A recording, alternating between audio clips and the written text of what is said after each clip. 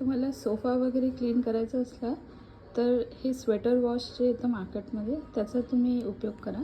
जसं वॉर्म वॉटरमध्ये कपडा डिप करून त्याच्यामध्ये हे डायरेक्ट टाकायचं आहे काही ड्रॉप्स, आणि मग तुम्ही सोफा वाईप करू शकता. तो सुकतो पण लवकर आणि एकदम स्वच्छ क्लीन होतो आणि याचा फ्रेग्रन्स खूप छान येतो. तर मी तुम्हाला दाखवते अशा प्रकारे केलं. आणि तुम्ही चेअर्सचे कवर्स वगैरे पण साफ करू शकता.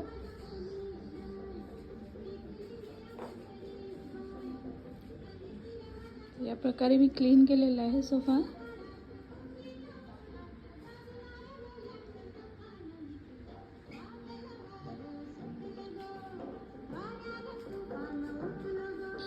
आता हे जे आहे हे रग्स नॉर्मली आपण खाली टाकतो. जर तुमच्याकडे लेकरं वगैरे असले तर तुम्ही खाली टाकता हे.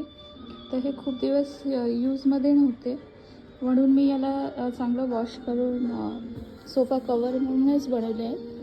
कारण याच्यावर बसलं तर हे सरकत नाही. जे सोफा कवर्स मार्केटमध्ये येतात त्याच्यावर आपण बसलं तर ते थोडेसे सरकतात.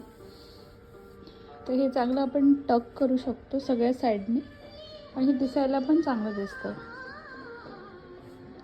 आणि इथे मी हा रिक्लायनर ठेवलेला आहे. तर हा रिक्लायनर जुना आहे, बराच 3-4 वर्ष झाले. तर याचं जे लेदर आहे ते निघालं होतं आणि त्यामुळे मी काय केलं की याला असंच रग याच्यावर टाकलेलं आहे. याच्या आतमध्ये मी हे हाताने शिवलं होतं. याला आपण गोधडी म्हणतो. तर याला मी हे शिवलं होतं. तर असं कुशनसाठी मी याच्यात टाकलेलं.